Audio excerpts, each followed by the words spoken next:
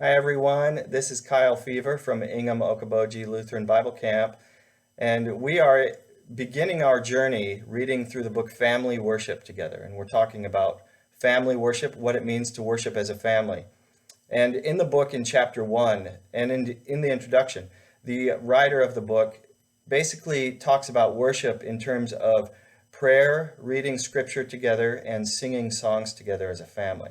Now, these are all fine and good practices, but I'd like to expand our idea of what worship is beyond just that, to include all of life. And I'm inclined to think of Romans 12:1, where Paul writes to the church in Rome that they should offer their bodies as living sacrifices, holy and pleasing to God. This is their thoughtful, some translations might say spiritual, but the word really isn't spiritual in Greek. But this is their act of worship, Paul says. And I'd like to think that that should be our starting point for understanding family worship together. And it's important, I think, in that passage that Paul says to offer their bodies. Worship isn't something that we get. Worship is our offering to God. It's what we offer. And what do we offer? Nothing but our bodies, ourselves. Now, Paul doesn't say offer your hearts.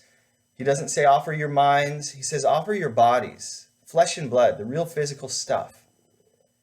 And I think of when you were at camp this summer, maybe as a family for family camp, maybe your camper, your youth, your son or daughter came to camp, whatever it might be. Coming to camp seemed to be an opportunity to pull away from the run-of-the-mill sorts of stuff of everyday life and to see things in a new light. And I wonder if we can think back to our time at camp. Is there something about your experience here that allowed you to offer yourself to those around you in a way that was pleasing to God? And can you do that at home? Can you practice worship at home by offering yourselves? Offering yourselves to others in service to others, offering yourselves to God for God's work, for God's Spirit to move through you in the world around you. How can that be worship for you?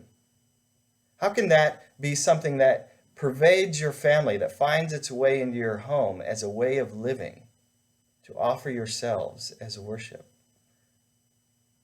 So as we continue thinking about family worship and reading the book together, let's not be content with what the book says as the final word, but think beyond what the book says. Turn to Scripture. Try and understand what it means to worship and to be a family who worships. Hopefully you take this home with you. Practice family worship this week as we continue to read the book and talk through it on the blog. And I'll see you soon.